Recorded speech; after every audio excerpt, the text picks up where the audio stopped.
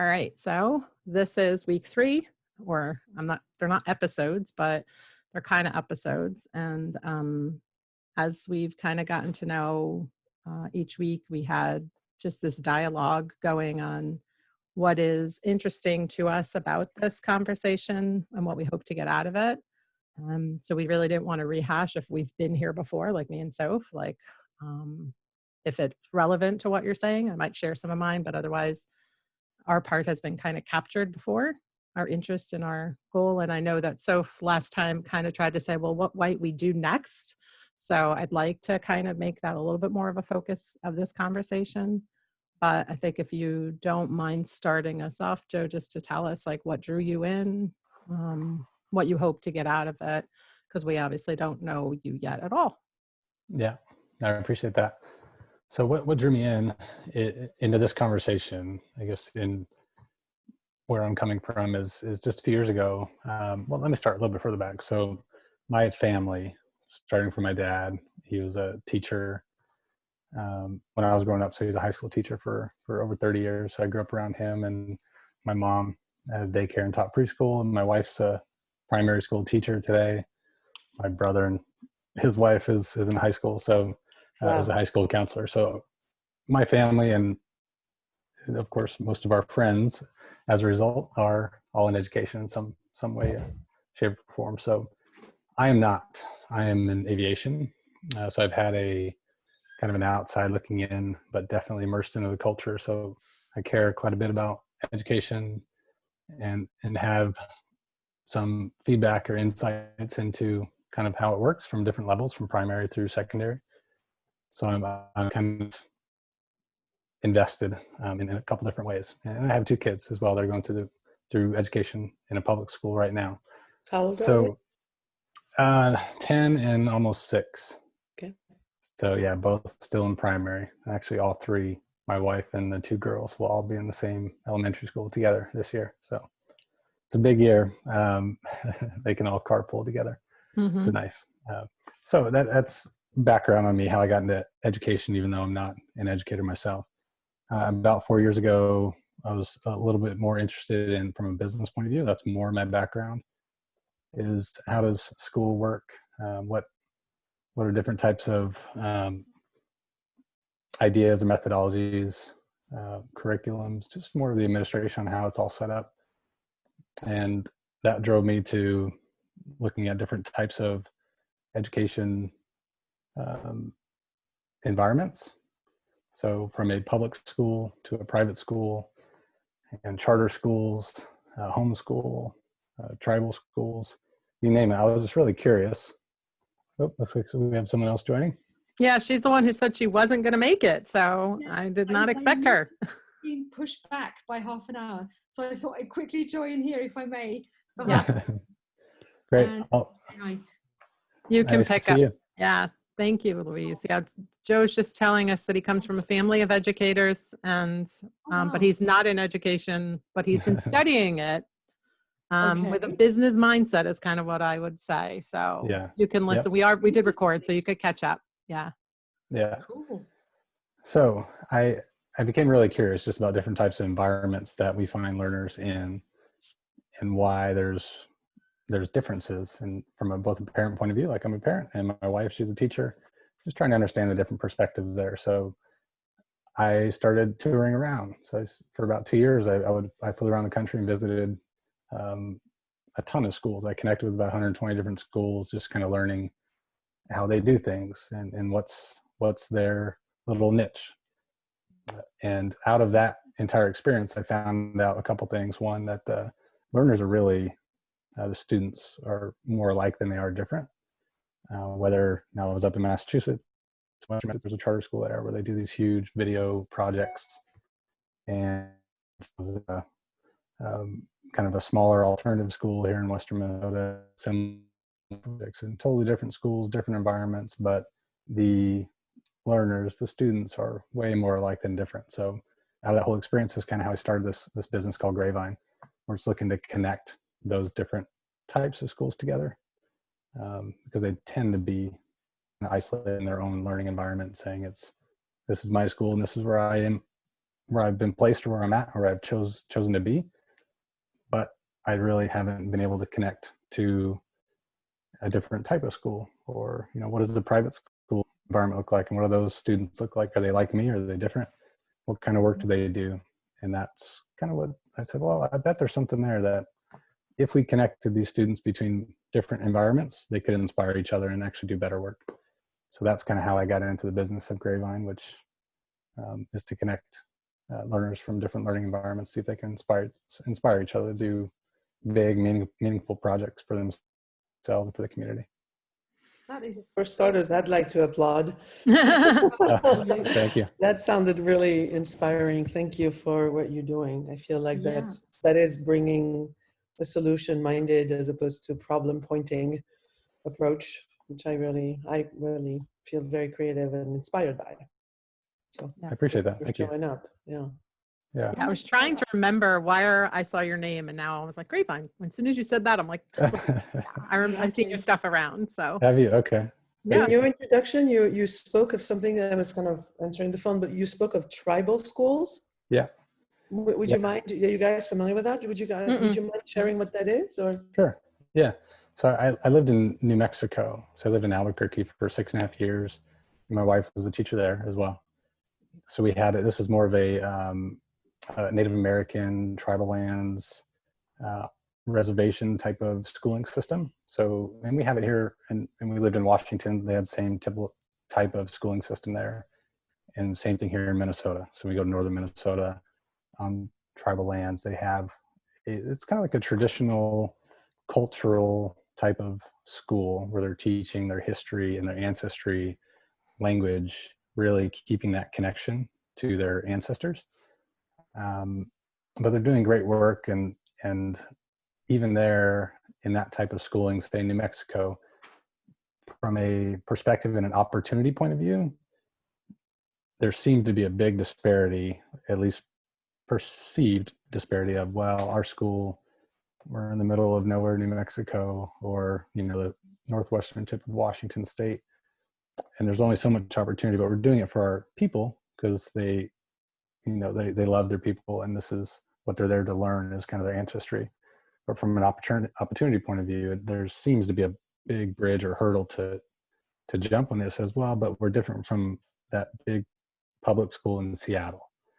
You know, they have all these resources and opportunities, and we're focused on our other things. Not that one's more important than the other, but from a tribal school point of view, I was wondering if you connected those students to that public school in Seattle that said, hey, here's the work that we're doing for our community, and here's how we're improving our environment or improving the education of our people, or you name it, and let the public school in middle Seattle get a perspective of their learning environment, and back and forth. So they can both inspire each other in really unique ways and gain some empathy to say, well, I'm empathetic for that big 3,000 school or 3,000 student school in the middle of Seattle.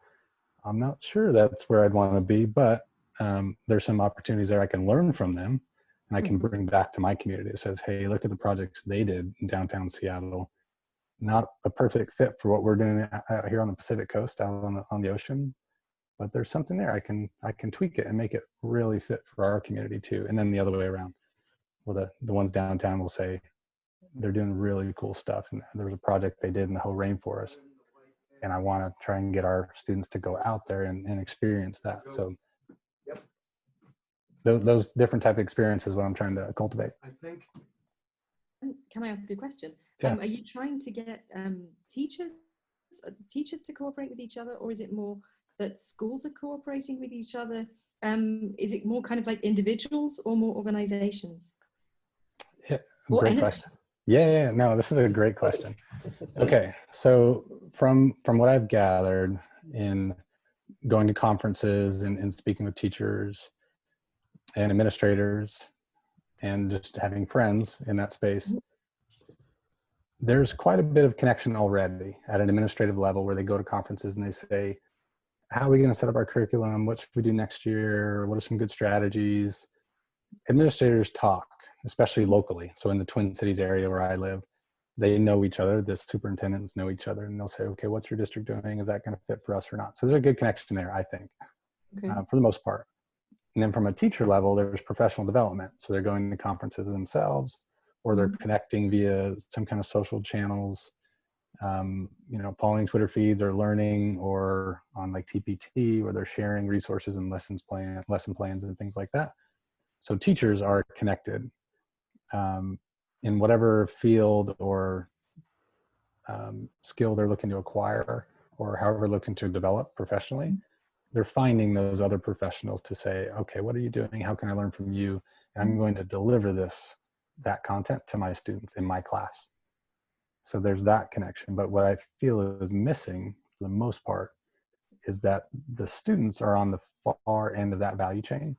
Okay. So it's the state government, federal government funding. It gets parsed out to different stakeholders, and then the district gets it, and then they parse it down to different schools, and then the school gets it, and they parse it down to different classrooms.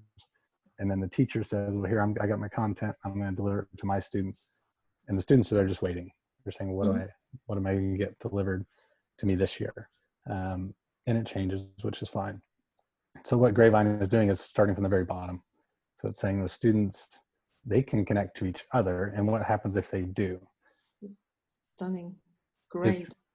Yeah. And I wonder if there's, from a teacher point of view, there's some control there that's a concern of like, well, I can't have 25 kids just out talking to other schools around the world about what should I do this semester or this quarter. But on the other hand, there's some student agency that the teacher is trying to give. So students are more independent, and they're actually seeking to learn something that they're passionate about and that they find purpose in. And I believe that if a student's going to find passion and purpose, it's going to be more likely from one of their peers that they're inspired by than it is from the teacher saying, well, here's this thing, what do you think about that? Or here's a list of 5 projects you could do this semester, pick one. That's And right. they'll say, I don't need any 5 of those. Like, they're not doing it for me, but I got to pick one of them. So then they pick it, and they're doing it not because they're passionate and find it purposeful for them, but now they're doing it for something else. So that's it, connecting learner to learner, student to student, and saying, what is it, or look at the project they did, or look at the impact they made in their community. And then they get excited about it, and then they go to their teacher and they say, I want to do that. Cool. And then teacher says, great, I didn't even have to tell you what to do, and I don't know how we're going to do it, but we're going to do it together. So the teacher is more of a guide and a coach and a resource finder, and kind of a breaking down obstacles, helping them along the way to say, how can we help you on your path to achieving this thing that you found on your own? And of course, from a teacher point of view, it's phenomenal, because I think teachers is also, they want students to do this. They want students to have agency. And it's very difficult sometimes to know how to help them to get there. But as you say, if you get students to learn from others, this is the perfect way forward. I hope so. Yeah. You That's the talked plan. about having connection between different countries as well. Did you go beyond the States? I'd have not. No, Okay. I have not, but I couldn't see why not. Yeah, it's whether it's students no different in New Mexico than they are in Connecticut and Absolutely. Germany and Minnesota. I mean, from a real fundamental level of being a human that's interested in learning or passionate about certain things, I don't think there's a boundary in terms of country or location. Yeah. And it's a fantastic way to learn intercultural skills. And there's a reason then why I'm learning a language, because I want to actually communicate with people rather than just I'm learning it because I've been, I have to learn it because it's curriculum. Yeah, absolutely. Yeah. So, Did you have something, Soph? I did have a question, Joe. Yeah. A question or clarifying, and maybe I missed it, but what is the business model? Like, I guess, where is the money? Who pays for what, and how is it funded? Yeah, no, that's a fair question. So this is the very beginning of the business where I said, how are businesses structured today in education? So I come from a larger, I've worked for some small businesses, from 5 people up to 2,000 people. And now most of my experience in the last decade has been in a Fortune 50 company. So learning those business models and trying to apply them to education didn't work at the beginning. they're public companies and things like that. So I said, well, how's an education business set up? And why would anyone want to get into an education business in the first place? So as I went down that path, that question, those models, one, I realized that a lot of people don't want to start business in education. There's a lot there in terms of stakeholders and entrenchment and funding, government sources of funding. Yes, yeah. So navigating that seems like a pretty big barrier to entry.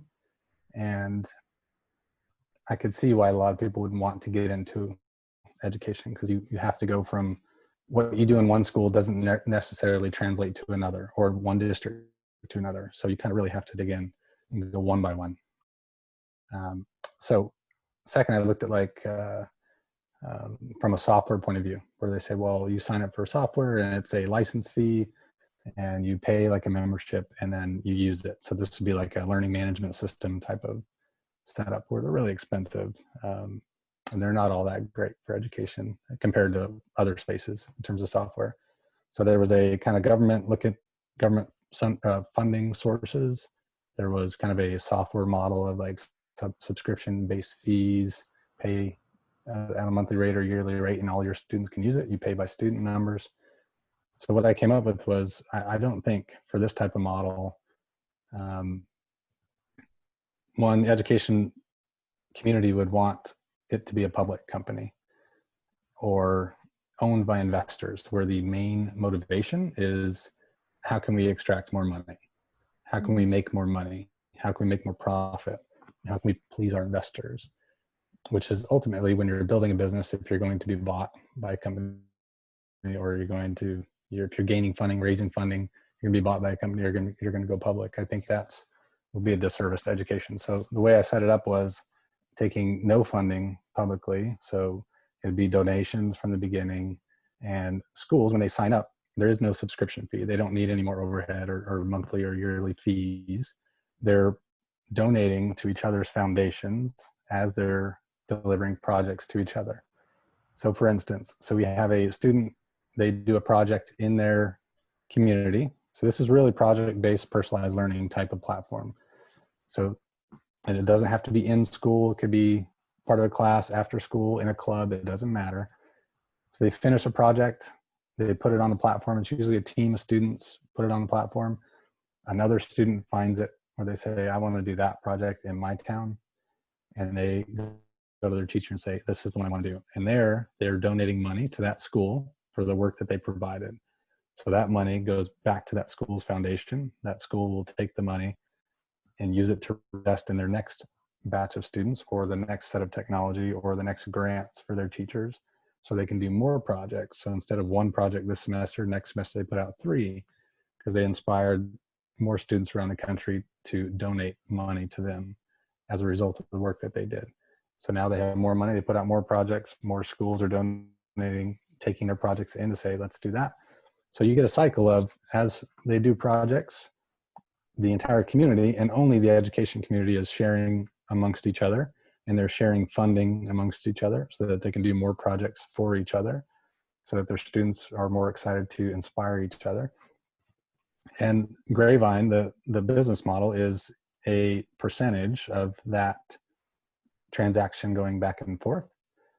And what we've done is, it's a total revenue. So they're taking on the majority of that. And over time, to incentivize more students to do more projects, that fee, or the amount of money that school is going to get donated back to themselves, will go down per project.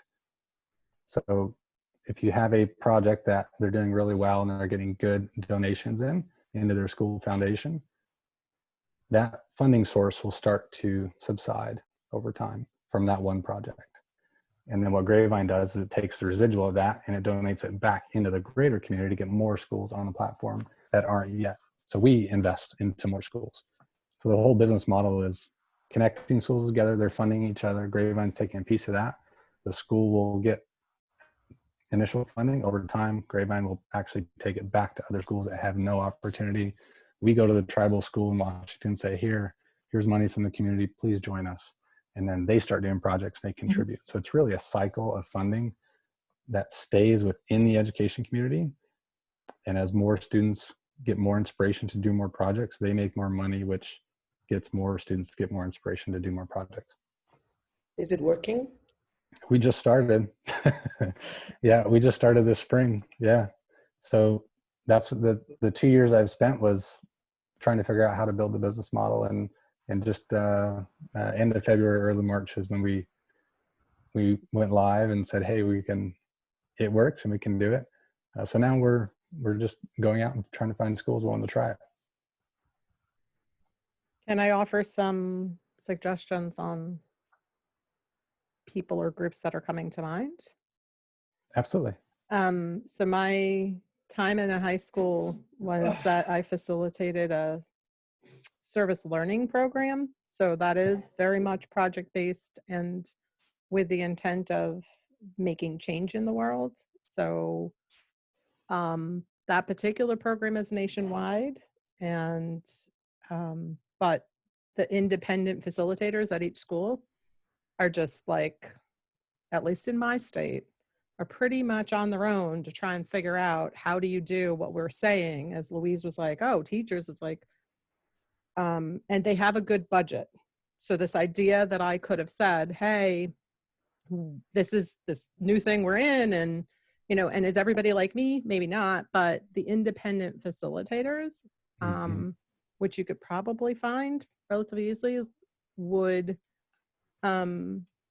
would love to feature their students' work in that way, because that's part of the cycle, to celebrate their achievement, and this idea that others would want to build upon what they did is a way of celebrating that and recognizing their hard work. And then, like, if they said, well, look what they did in Minneapolis, we'd love to do that here.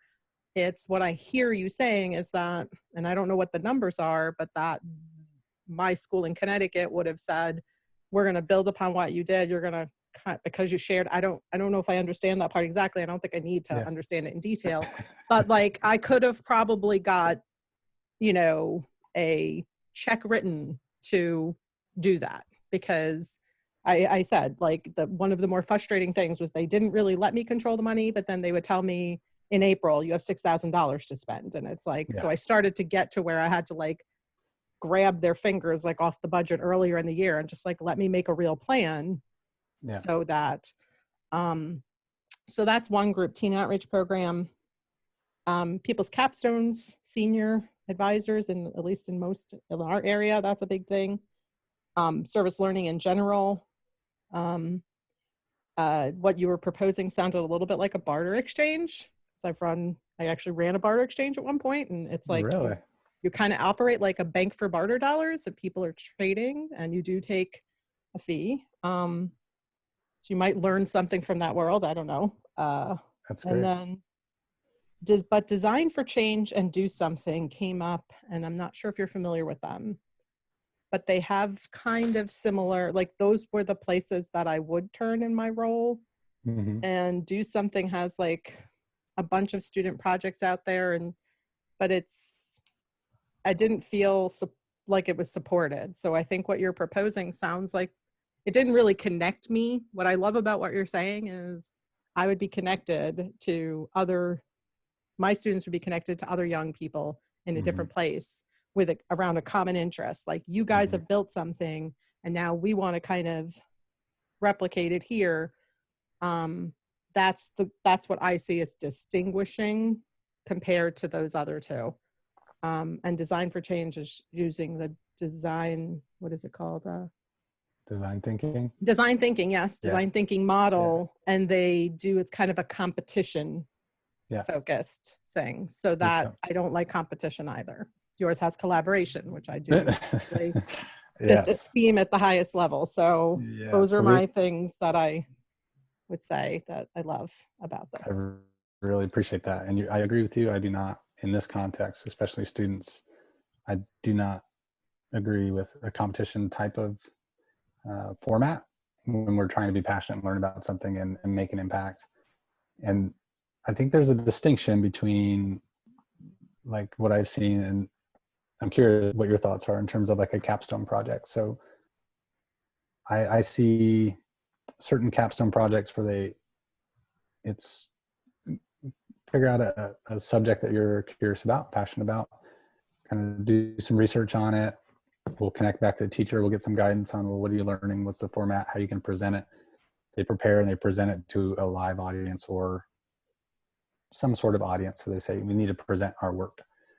And I know with all Seth's talk in his books and his podcast, you guys will probably understand that there's presenting your idea, saying this is what I'm passionate about, this is what I think we should change, and here's how I'll go do it. And then going beyond that idea to say, okay, well, I'm trying to implement that idea in my school or in my community, in my town. We're trying to get the learners to go way further than a capstone to say, well, here's my big idea. That's the first week, like 4 weeks is like, what's your idea? Okay, what resources do you need? Who are you going to call? Via build, and who's it for? So there was a school that one of their learners wanted a custom wheelchair. So they were, coming into school and they had their wheelchair they kind of for everything. And coming to school there were some certain things that just didn't work well to help them learn. So their students, they got together and they said, well, we're friends with this learner and we want to do something for them. And we have this huge engineering facility and we can bend metal and we have laser cutters and we have 3D printers. Can we design a custom wheelchair just for her? And whatever she wants on it. She wanted certain arms and things for her laptop and holders for her utensils or whatever, clips for her backpack so she can hang it off the back. So they did that. So it was like, how did we make wheels and where do we get the rubber from? How do we source that? What happens when we bend the metal and we get it wrong? And what's our budget to buy these materials? How do we get fundraising from our community foundation, our school foundation, our parents? And took ownership of, we're building her a wheelchair and we don't know how. And then they get to the end of the project, they deliver it to her. And that's the story that goes on to Grapevine that says, we started with passion and a project, it's for someone we really care about deeply. And so we built this thing for her. And maybe it didn't work. Maybe it doesn't work and say, well, we got this far. But even those projects, they go on to Grapevine, there's a little button there that says, you try. So they go through the whole story that says, we did all these things. Here's all the engineering CAD documents. Here's all the files. Here's all the people we got a hold with. We just couldn't get this thing to go together. Can you do it in your community for someone that you care about that would like the custom wheelchair? So it's those interactions. It's not, here's my idea, we should build a custom wheelchair. It's, we went way down the road and it worked or it didn't, and take it and make it your own. So they're giving all the CAD files, all the source documentation, so that a student's not only inspired by it, but now they have all the information on how someone else did it. But even if you, and you guys know, even if you get all the how-tos, it's like step 1 through 1,000, you're like, if I follow it, it'll work out perfect. Well, it won't, because you're going to do it different. And the person that you're doing it for is different. So you're going to have to improv and ad hoc a few things here and there and customize it. So it's that type of project where you're going to deliver it and say, here's exactly how I did it. Here's who I did it for. Who are you going to do it for, and how are you going to make it better? Are you, Joe, familiar with an organization called Students for Better Tomorrow? I've heard of it, but no, not real familiar. A friend of mine founded it. He made money, lots of money by, he's the creator of those things you sign in a restaurant with American Express logo on it. Those little leather bound thing, makes millions of them. And at some point, he's an Asian guy born in Hong Kong and super, super smart guy. And he has this project where he puts his entrepreneurial skills of service to projects in school. And so he started 25 years ago. This was not the trend at all. And he would put a group of kids together. And I remember one because I was involved for 5 minutes in helping the design of it. But those kids wanted a backpack that, so then the chain of command was the kids designed a backpack that had a hole so they could have their headsets, charging in their bags, which is now like complete, Costco sold, whatever, but 25 years ago really wasn't. And Lawrence, the guy who founded it, would basically guide the kids through the process of, making samples and trying it out. And is the webbing of the bag, strong enough and, whatever. And and then became the generation of those kids that had to carry, you know, all of these books that was breaking their backs, you know. So now let's put wheels on this bag. And he ended up negotiating with the kids. Like he took the kids with him and they negotiated a deal at Costco. And the kids made a lot of money and invested money back into their college funds. I mean, it was just this beautiful That's talk fantastic. about, you know. And then there's this other project that I'm involved with right now. It's called 5 Buckets. It's not off the ground yet, but it's there's the concept behind it is there is no opportunity without literacy. And so it's teaching, you know, communities that may not have access as much, or communities that have access, but literacy, financial literacy. And so you learn the buckets of, like, you know, this is how you invest, and this is how you save, and this is, you know, potentially how you buy whatever. But it's going to be a game where the kids play. Well, it has to be 18 actually, unfortunately, but they're looking at the laws. But you put money into the game, but that money, not a penny is used other than for you to invest money. But you play the game as in, like, next level, you make, you know, more money, and then you pay $20 and that gets you to the next level. But that $20 is on your account invested in the partnership with the bank, is because they're earning new clients. It's a client acquisition program, you know. Yeah. There's just so many creative things out there to bridge those things. I love that you're attempting to you know, somehow inform that it's happening. Yeah. My gut is private funding would be really smart. I think a lot of people with a lot of money don't want to give money to the school system because it's a giant beast of a pitfall of red tag, and they will never see the difference they make with their millions of dollars they donate. Yeah. But my experience from these people is when they hear something that's different and makes sense, they tend to support, because they're supporting a project as opposed to this giant thing that we'll be having this conversation in 100 years, like we've been having them for 100 years. So I would love to start. I mean, I know, Nicole, you've been trying, or my vision of it is you're attempting to find a sense of this thing other than having cool conversations with cool people, which I've loved the few times we've done it. But I would love to start doing little mini, like I'm feeling very interested in what you're describing. I feel like a lot of my network would be helpful. There's another group called Story Pirates. Are you familiar with Story Pirates? No. Probably should be. They have the biggest podcast listened by the children. So they very much have an ear to the children. There's 1 million downloads a month. Like, they're very, very active. It started from this guy who's in the acting community, like improv, who started bringing improvisation in classrooms, paid by private funding. And so the Geffen was paying for it, basically, the Geffen Institute. And so the school could never have, you know, the barrier of entry was never money. Like, okay, well, why not? You know, it sounds cool. You know, come on, you know, and the kids would come in, and the classroom would be an Italian restaurant, and, you know, they were learning fractions or divisions, whatever. And it'd be like, okay, there's 5 tables and there's 5 pots of pasta, or, you know, how many pasta per kid and how many dollars per tip or whatever. You know, and all of a sudden in 5 minutes, everybody knows how to do it, you know. And so, and he's operating in like 17,000 schools or something. So there's a near there. Like, I'm a big proponent. Like, I'm not even in the education world whatsoever. I just have a child who was interested in unschooling, to add to your list. Tribal homeschooling and unschooling, which is a new thing, a newer thing.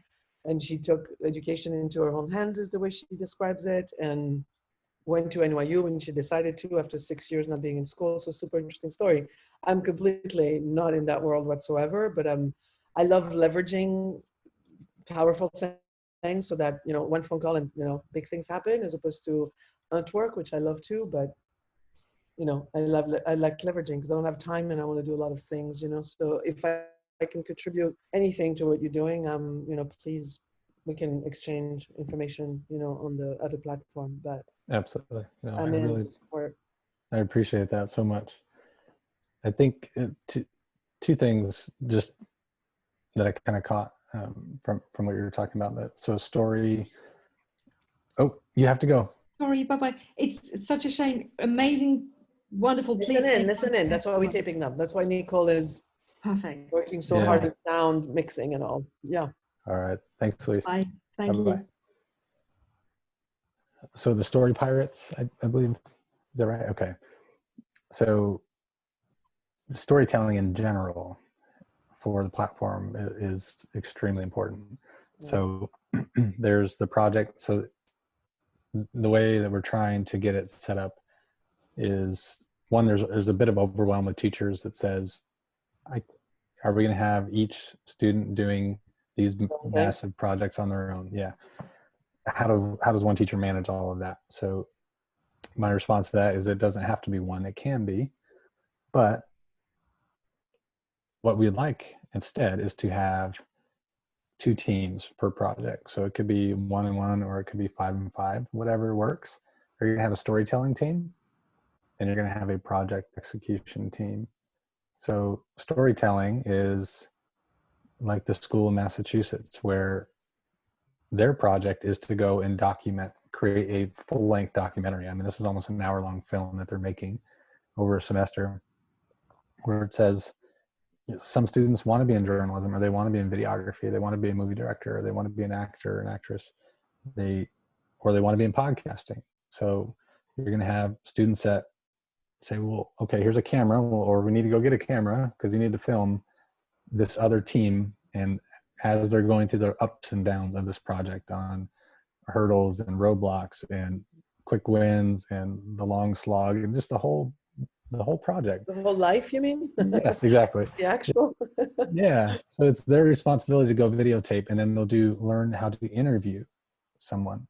So these students will be interviewing the teacher that says, how are you feeling about this obstacle that your students ran into on this project today? And it could be a long day, or so you'll get perspective of the teacher being a coach and how they're helping. And then they'll have to change their interview skills a little bit and interview their peers and the project execution, and then different team members of the project execution. So at the very end, and it could be artists that are doing a drawing or a painting, or they're into graphic novels. So you're saying the storytelling team could be a graphic novelist that says, well, I just want to, maybe I'll make a book with images, like a graphic novel, of this entire project.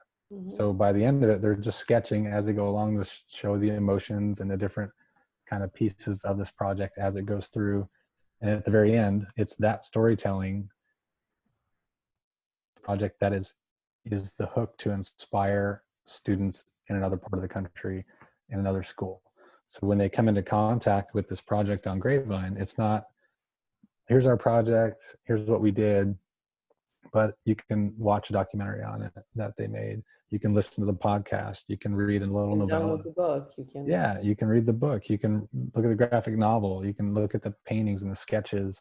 So it's all these storytelling mediums and whatever I like to consume. So I might not sit through an hour documentary, but I'll listen to the podcast and get the whole arc of this project and say, that's what I want to do. I wonder if the business bridge is right. Sorry, Nicole, I'm not seeing you make any signs. Did you want to, I feel like we're okay. Yeah. You don't have sound. You're on mute. You're not. Sorry, I was trying to follow. You were lagging. That was why my face started to look like, what is she saying? Go on. Oh, okay. Well, the bridge with business here is striking for me, because similar to the backpack designed by the kids, the business is always interested in what are they going to buy, so if the graphic novel was designed by the kids and then the movie can be made out of something the kids made, it's like, of course the business thinks about money, but money, no money, no mission, so to have to direct the money, that's been my latest interest, is how do we funnel those with a lot of money towards something that's very meaningful, because often somehow it seems to be two separate worlds, and it's not, it doesn't have to be. Yeah. And so the idea that we would almost have an incubator in those kids, like almost they take kids, out of schools.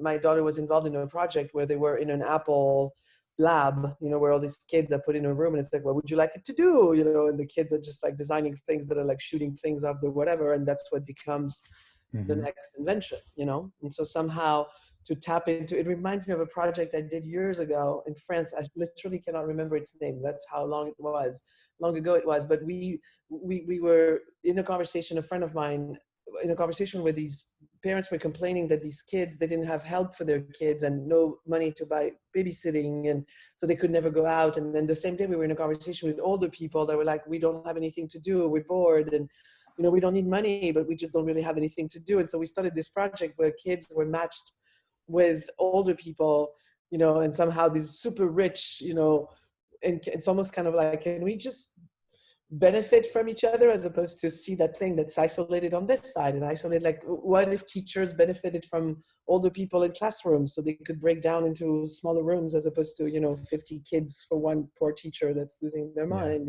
Yeah.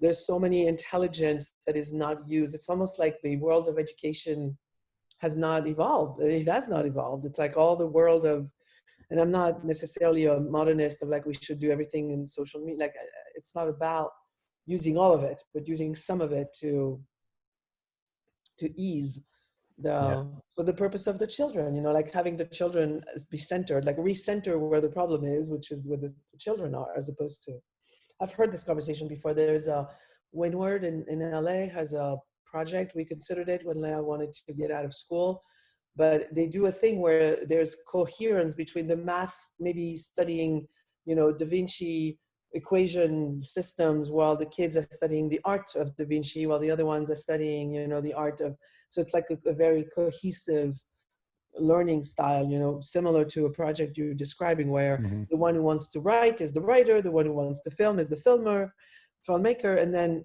the other project, I'm sorry, this is so rich for me. Like, I hope I'm not harping here, great. but No, this is great. there was another project to the question, like, how do we decide so not every kid gets one project and the poor teacher, is now learning about robots and, salamanders.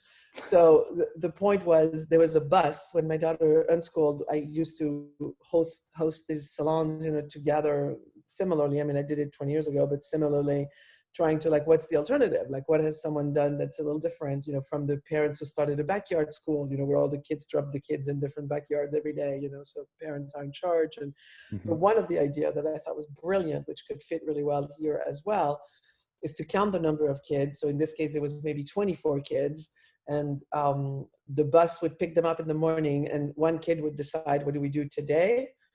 And then they would go do that. So one was really interested in museums, and they would go do that. And the next day, and so of course there's safety and all that shit needs to be worked out. But there was something about the 23 other kids waiting for their turn, and understanding that when it's going to be their turn to be their day, the other kids will come along. And so to learn that quality of, like, sometimes it's your turn, sometimes it's not your turn. And when it's not your turn, can you be 100% in someone else's turn, and that whole thing, which is absolutely not taught in school whatsoever, with the whole competition. And it's like, if you're helping your friend, you're cheating. It's like, what's wrong with that? Like, no, it's like collaborating. Anyway, so there's so many ideas in what you're saying that are really, I do think that there's a documentary, actually, funny enough, I'm producing a show right now. So that's really my shtick. I mean, I have a couple shticks, but one of my shticks is I've lost 200 pounds, and I'm producing a documentary about the story of that, and interviewing people about their own relationship with food, and those who have healthy ones, those who think they have healthy ones, but they're not so healthy, and those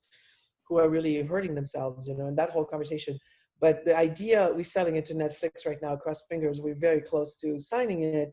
But the idea is the next year we would do something else with the same kind of frank, like, let's tackle something else, after food, we may go after, I wanted to go after porn and sex, because I think that's becoming like such a thing in this country. And I'm from France, and I just want to kind of like heal this world. Anyway, that's maybe my next thing. But I think schooling could be a really fun one to be, and not like the Michael Moore kind of like angry, everything's wrong, let's bomb the whole thing, but rather let's feature really new ideas and different ideas. And I really would love to have you involved, both of you, obviously, but like have you involved in, like, because there's also, Nicole and I were chatting a lot around, the religious aspect of it all. Like, a lot of people, don't want to be in the system because they don't want kids exposed to, like,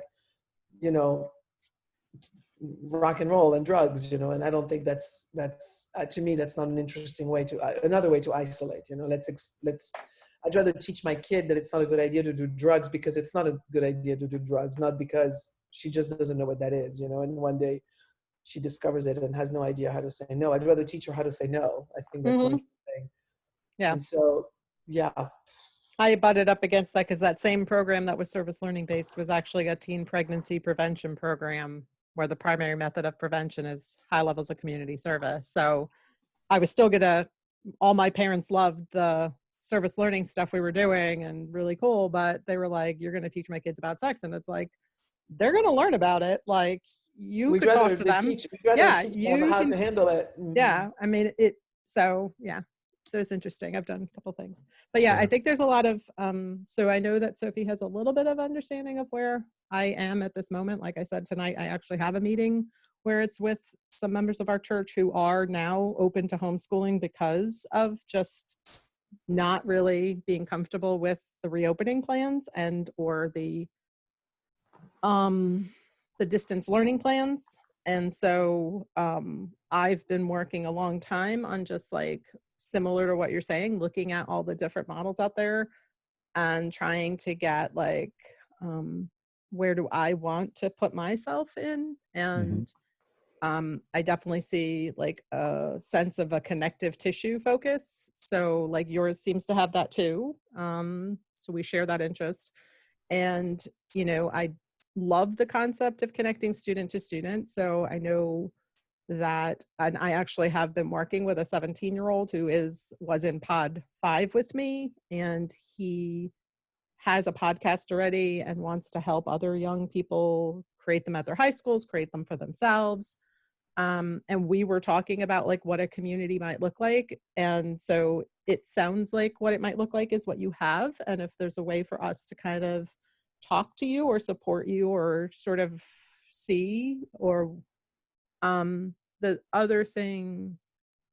So what I said, you know, that was where I was more focused on like this youth to youth, because I want to see it in the world. Not that I have this burning desire to do all of the work that you said. It, you know, on my last, for example, we do a commencement in pod, you know, at the end of this lesson 35 will be a commencement. And that was the first time I met Sanat, who was the youth that is, he spoke up and asked a question, and I could tell he was young. He said he was in high school.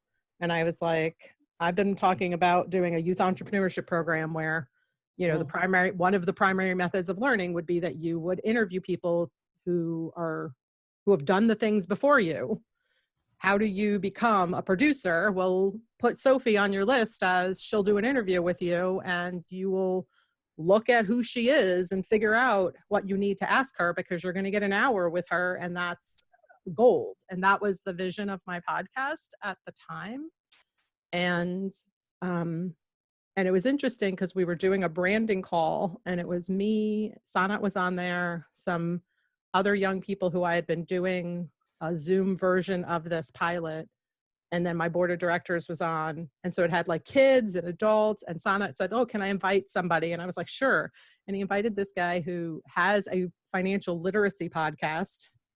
He's a high schooler. He's done a phenomenal job. What's his name? His name is Rohan, and I just don't remember his last name, but I could send you the link. It's streetfins.com, I'm pretty sure is his website. Street Fin? Fins, like financial. So Street Fins. Yeah. And he was kind of like, he didn't even know what he was invited to. He kind of showed up like, what is this? There's kids, and he was trying to be like, I have nothing to offer. And one of my board members said, well, how do we get more young people to do what you've done? That's really what we're trying to do. And he goes through their parents. And it was like, he just treated it like it was the stupidest question ever. And not in a very disrespectful way, but like really that's all he could see, is that through their parents is the way, because that for him was. And I was like, why have I been resistant to like working with parents? Because I know my voice resonates with parents. That's my story of this entry, is I didn't choose this path because I was too scared of it, because nobody was there to help me understand how this would have fit in with my entrepreneurial life very well. And I want to be that person. Like, I do want to be that person, but I also want to make sure that there's this peer-to-peer stuff happening between youth. You see what I'm saying? Like, but I can't put my hands in everywhere, but I can throw my support behind something that I think is moving in the direction that we need to be moving in, which is what you're saying. And in my case, it's more really deciding that, you know, there's at this particular moment in time, there's a lot of parents who are like, they were probably, you know, unhappy with schools before. there's a lot of educators who homeschool and unschool and for reasons that they want that more customized thing for their kid than the public school will offer. I've seen that a I lot. apologize, So my loves. I have a 10 o'clock. I have to no go. problem. Okay. Yes. Thank you so much again. Let's do more. Yeah, Yes. That's what absolutely. we're doing. Thanks, Sophie. Nicole. You're Thank you. welcome. Yeah. So, so each of the people, I don't know if you've watched the prior 2 times we've met and like kind of what's come out yet, because you don't have to, but it just, you get to hear more about like Sophie and why, she's interested, and what you get a sense for what, because it's hard to cover, like, what are you really trying to do, or what are you going to be able to, in what ways might we support each other? Yeah. But it started out with just like interest, but like I said, she was just like, what are we doing? Let's do something, and I was like, there's a lot being done already. And yet, but you can find fault with certain things, you know what I mean? Like, it is a competition based thing, or this one is just kind of like, feels like a black hole of just a project repository. And not really what you're talking about, is more like, like the science community, like we write a journal article practically that says, here's how we did it. And, you try and replicate it. And if you can't replicate it, or maybe you fix it, or you find flaws in it, like that's more of the vibe I got from what you're describing. Exactly it. So it's, there's a school I visited, and can you go over a little bit? Do you have time? I have a little bit of time, because I do, I have a 2:00. I'm on the East Coast, so it's 1 right now, but I do want to, I've got to roll right afterwards into this event tonight. And like I said, my big issue with the event tonight is that parents are asking me for this. And I told Sophie, like, I'm not a person who wants to create learning environments for churches so that they can exclude their kids from the world. But at this moment in time, people want to exclude their kids from the world because of COVID, not because of their religious beliefs. Do you see what I mean? Like, they're just not happy with the solution of what that is. And under high school, it's pretty much your kid's going to learn, but they're going to, if you try and do it in high school, there's more risk. So, so I'm so excited. I joined this week, and I'm really excited to join future chats. I think just to summarize a little bit, and some of the stuff that Sophie was talking about. First of all, so your perspective on, you talked about a barrier to entry, and even connecting students together. And I've seen this argument of, well, we have to pick one type of learning curriculum or one type of learning management system, or it means we have to exclude the other ones. But because, and just for a financial barrier to entry, we'll say, so we can't buy all the software, we got to pick one.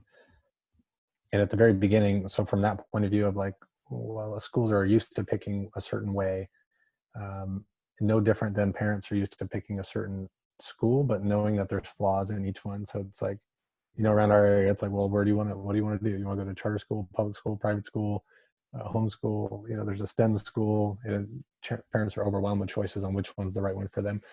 So we tried to make Grapevine 0 barrier to entry. So financially, and just, you just need intention. It doesn't cost anybody anything just to go on and contribute to the community. So you want to do a project with your peers, with the sole intention of inspiring another peer to take it and make it their own and make an impact in their community too, please do that. Like, you don't have to be in a certain type of school, a certain environment, studying a certain thing.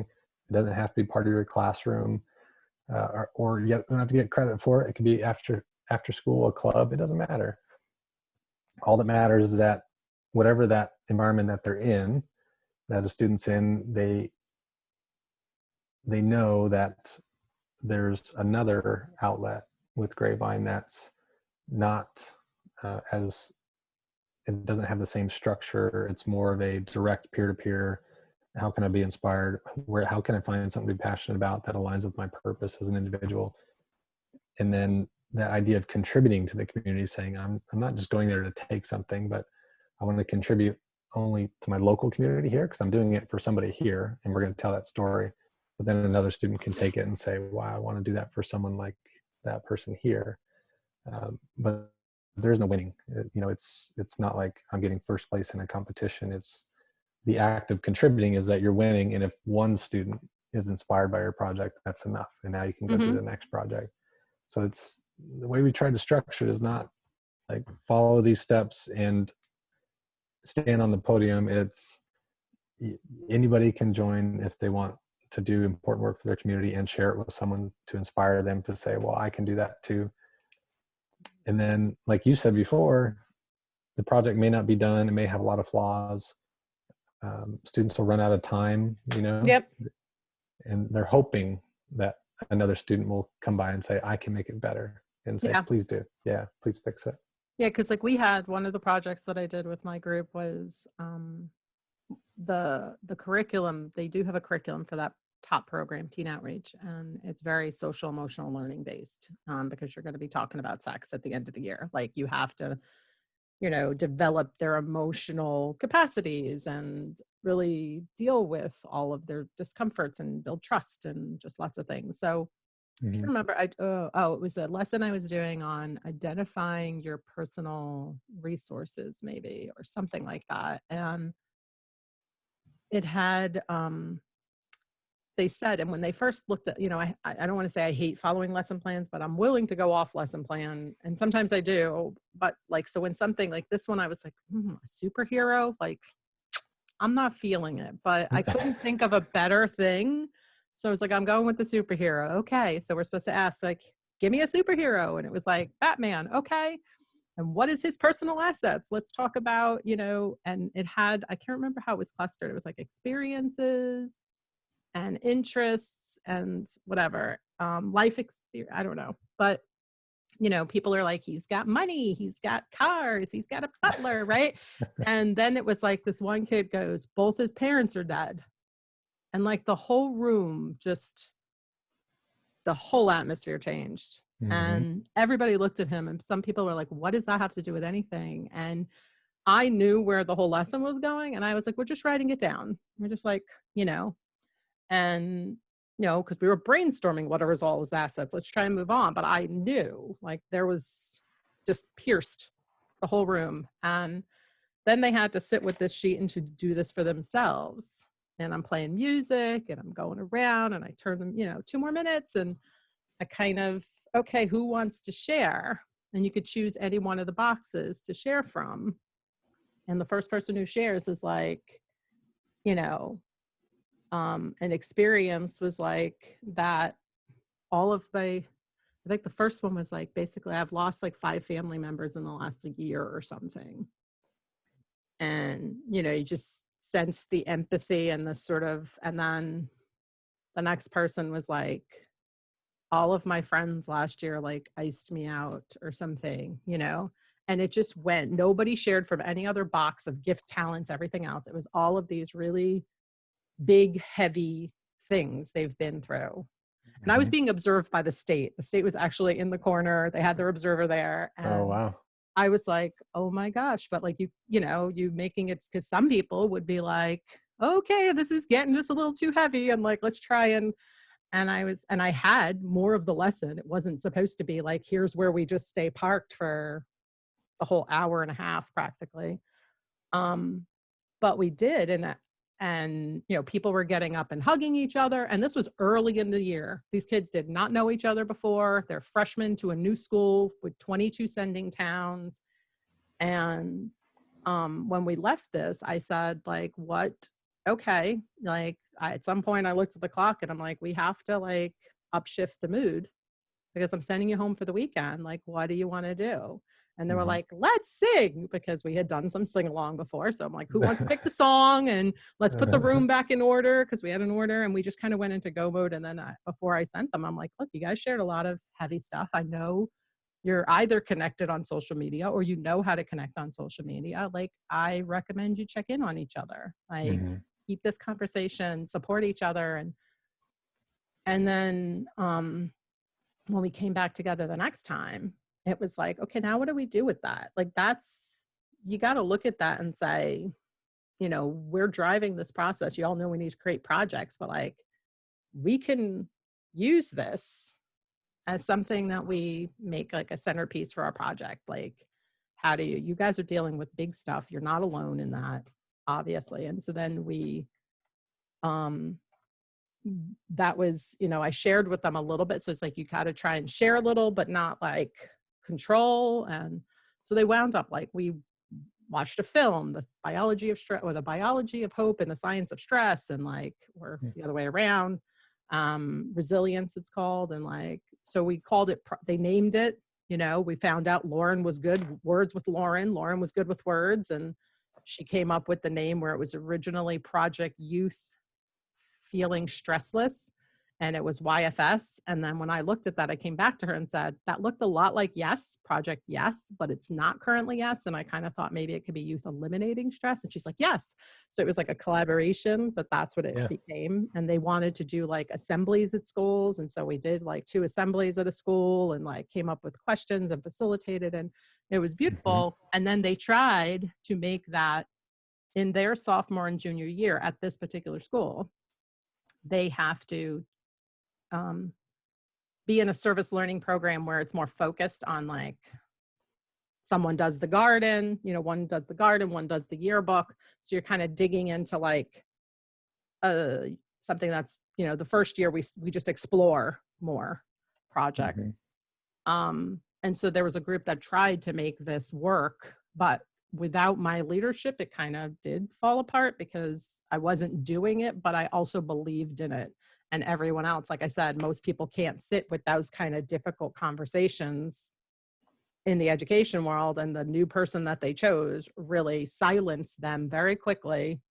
And it was very sad. But they had so many assets that another group could have picked up on. Because I actually reached out to them during the pandemic. I'm like, hey, if anybody, because I left the school, so I can just email them directly. But I don't know if it gets filtered out. That's the point. I was like, maybe it's not getting through, because none of them replied, which I found it odd. And I was like, you could create a podcast called Project Yes, and it's youth eliminating stress, and it's interviewing people, and it's like, so like there is ways to build upon that whole concept. So I love fantastic. that. And that's why I do think that program would be a good place to try and get groups of students, because they're hungry for this kind of thing. And when I say capstone, just in my particular school, it was that freshman year, this is what I did with these students. Sophomore and junior year, they had to choose groups around shared interests like that. And by senior year, they had to run their own project. So that was where it really was, I created a peer mentoring program at my school, or they could have done it for one person too, if they wanted to. It's just driven by, is there a need, is really the driving force. Absolutely. So I think that's fantastic. Go ahead. Yeah, no, I was going to say, I think that if you wanted to talk to anybody at either of those, either that particular high school or the teen outreach program, there's people I could put you in contact with, at least in Connecticut, and then find out if it would be. I actually think the actual main organization is based out of Minneapolis or Minnesota. No way. Wow. Yeah, that might be too coincident. Right down the street. Yeah. Yeah, I'll look it up. It's called Wyman is who funds the program or created the program. Okay. So I'll put that. That would be great.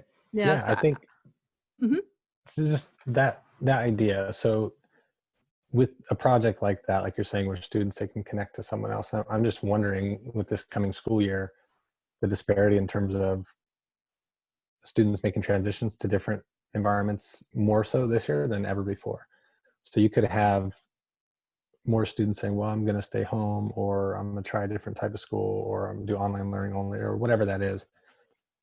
And there's, I think, more opportunity now where, say, that project, that example that you just gave, where if you could bring that learner community closer together, when there's a tendency that this year they're going to feel further apart from each other, just like we do now from March to now, where students are like, well, I spent my time at home, I don't see my friends very much, I don't really feel connected as much as I used to because I don't see them every day. And I wonder if this is an opportunity through a project like that where they can start to see each other wherever they find themselves in the learning community now. So maybe there's more of an incentive or a motivation once learners start saying like, no, you can actually see what it's like at a private school this year after COVID or still during it, and see what those students are going through and try to inspire them to do something different. And then it can go the other way. So there might be a better opportunity to get more perspective of how other learners are interacting with their learning environment, when today a lot of learners they just don't see over those barriers or through those silos to say, I wonder what the private school kids are doing, or I wonder what the Yeah. public school, maybe there's a lower barrier there that they're more willing to say, no, I want to see how everyone's sorting this out. Yeah, I mean, I love it. I didn't finish the story where I said how I met Sanat, but I then asked a question of Seth at that meeting and said, like, why? I said, if we were 10 or 11 years old, like what, and we were at commencement in the middle of pandemic, and, he's telling everybody to go out and create and all this. And I was just like, in what ways would your advice to us be different at this moment? Mm-hmm. And, he pretty much said that, we would love to work in that space, but it's the security issues was something that he sees as a hindrance type thing, because, and that's where, when me and Sanat were talking about that, I said, I feel like as much as I have been resistant to the parents as the gateway to kids, because I see kids as these fully capable humans to kind of, if they want something, and they have that agency in a lot of places, more and more these days, but there is also a lot of risks with how much agency they have, and you don't want to be co-opted into something by people who have ill intent. Yeah. And so, but I said, but if it was that a school chose it, then the school is the one putting their students into it. And therefore, that should eliminate that issue if you work with, a school or a learning community, that the way that a young person gets access. Because if you made it where, like, so what we were talking about was like basically a very similar to this discourse, using the discourse platform and creating something that was peer-to-peer in that way.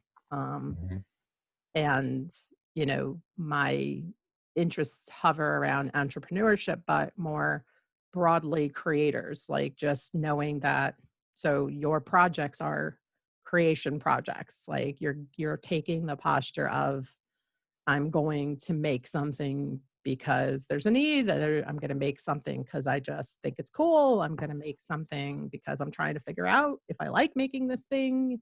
Is this who I want to be? I mean, there's so many reasons that we do create things. And that was, so my background had been in business. And then when I went to work at the high school, it was because I wanted to see school from the inside. So much like you, I did substitute teaching around to see in a few schools, and then this school loved me. I loved them. And that role in the community service learning role was a good fit for me. And that's when I did that while I studied my master's, which was in creativity and change leadership. And my whole focus was on education, change in education, I centered pretty quickly on self-directed education being the thing that I believe in. And it currently is not only happening outside of schools, but primarily happening outside of schools. I would love to see it happening more inside of schools. And that's where Louise's interest is, in how do we do this inside of schools? And, like the Met schools, the big picture learning schools, they do it a lot inside the schools. And then I posted the stuff about the Independent Project, which is up in Massachusetts, that did a full student-run, self-directed school within a school. So there's models out there of that too. And these are things, I think when she was mentioning, I was wondering if she was talking about High Tech High, possibly, Sophie, because I don't know if they're near LA or not, because she was mentioning some school and I didn't hear the name, and I don't think she knew the name, but yeah. I think we have like, out of all the people that I've saved come to this, it's definitely for the education entrepreneurs, pretty much. Do you know what I mean? Like Yeah. Sophie is, I don't know what you knew about her before, but like she's highly creative. Her daughter did, unschooled throughout high school, and she just has like a passion for education in that way of how do I bring the people I know and the circles I run in towards and point them to things. And so I think she can be very helpful. And I've had some good conversations with her and will That's great. continue. So yeah, I think, and like I said, Louise is more interested in doing it inside schools. So Yeah. she did start to have, I don't know if you saw, there was another thread for that, but I would think that your stuff crosses both spaces. It does. Yeah. Yeah. I've seen both.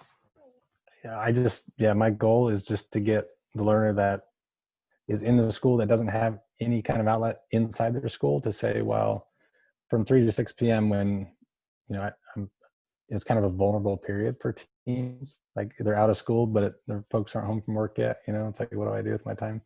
There's that time there when there's after school clubs and sports and all that. So filling that void is pretty critical in my point of view of like, if it's not in school and they're not active in other organizations after school, like we don't want them sitting around just hanging out. It's just a vulnerable time. So that's a period where it's like, well, this is an outlet there. So if you can't get it in school, maybe you can do it after school or on an off period or something like that. But it's really just focused on learners to find and connect and show empathy or build empathy for people just like them. And I have connected with schools who, they, really progressive. They don't have grades anymore.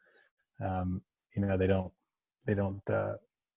level grades or letter grades. There's just like a group of learning groups throughout the school doing projects all day long, all the way to like a very structured, like maybe we'll do it after school in a club, but it doesn't mean their learners don't want to do it. It's like the learners are all really the same. Like we just need to give them an opportunity to connect to another one. So the structure I'm agnostic to, because I don't want to I think it'd be a stretch to say, let's just clean slate, kind of level everything and start new. Because when you say, well, let's build a new type of school, then it's kind of like a new silo you're building to say, well, we do stuff different here, but we're different than the rest. And my idea is you can build silos, but as long as the learners are connected, like different learning communities, they're going to get what they need and what their parents are really passionate about, what they want them to get in terms of education in their selected learning environment. And then they'll be able to supplement that through connecting with their peers and learn even more. Yeah. So if I said, like I said, my connections currently are within the ALC network because I have trained as an agile learning facilitator and have immersed myself in, not because I don't have my own center. I kind of am not I won't say super immersed because I don't feel their daily pain, I'll say. But I do think that they also, especially for teens, have said that there's a need to have more connectivity between them. And their things are very much a lot of project based because you take a kid. My friend was just sharing with me. She's like, oh yeah, I was listening to this video for the Alliance of Self-Directed Education, and it was Marley was the one narrating it. I think she was 12 at the time. And I'm like, yeah, like Marley's all over the place. And because her mom is like one of the main voices of the movement and on the board of that alliance. So it's like, there is very, whether it was like, I've seen them do stop motion things or the creative things.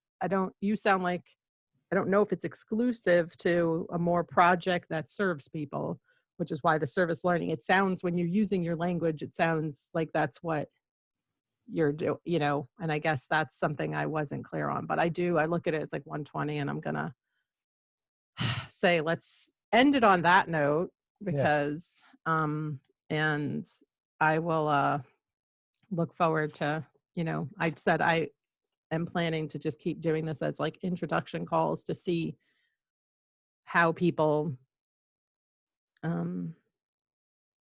connect and decide if there's more that they could do together. So like me and me and Cassandra had a call yesterday where, you know, and there's some shared interest there. And then me and Sophie have had some offline conversations. So, you know, definitely reach out if there's something you would want me to like specifically look at that answers that question better, because I know your like ability to do it in the moment is great, but your assets also have to be able to communicate that. So if I was saying, hey, I'm going to go try and send some people from the teen outreach program world or the ALC world, like what would you send me that would tell the story?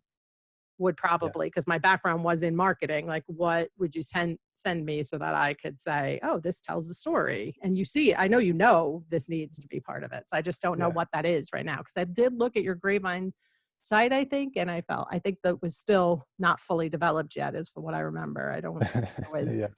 So if there's anything you could send, but and it doesn't have to be tomorrow, you know, if it's like, hey, that's what I'm hoping to get done over this time frame, and you send it to me in like 2 months when it's done. But I'd love to see the actual, you know, how I would send it out to people if that was something you wanted me to do. For sure. Yeah. Okay. Well, this is fantastic. Thank you so much for your time. I'll definitely connect with you offline, and we can sort that out. But I appreciate you for setting all these up, and I'm looking forward to the next one. Yeah. And I didn't say it in this call, but basically there are, part of it being recorded is it goes into that space in that channel or whatever, that thread. But I also said, like, if you wanted any of this audio, I now have your track recorded. So you explaining stuff, if it's something that you were like, actually, you know, this was the most I've explained it in a long time. Like, I want to hear myself again. I don't know. But, and then also, you know, there were definitely some parts that would lend itself, because I do think I'm going to create a podcast, and this would be more of what I'm piloting as the way in which I'd get my audio, instead of it being like these, I don't want to say forced interviews, but feeling more forced and less organic to me, and more on me and less on like, I barely talked today until now. Do you know what I mean? Like, but you got the way, whatever Sophie, you know, so I'm just going to save it for the future. And that's something I wanted to make sure people knew too, if they really had a problem with that and anything they said, just like you would say to your interviewees, like, just want to make sure that was like clear, because I don't know what I'll do with it, but I think that's why and that's not only reason why I'm hosting it, but it is part of why I'm hosting it, is to figure out if I like this format for my podcast. I love it. No, that's great. I'd love to hear the track. I know I did my first recording, and I never really heard my voice before, so that was a bit of a shock. So I'd be excited to hear how this sounds as well. Okay. So what I can do, like, I don't know when I'll get it done, but I will get it done. So I will take this, I'll put it up in the video I put up, but the audio, there would be a track for each person.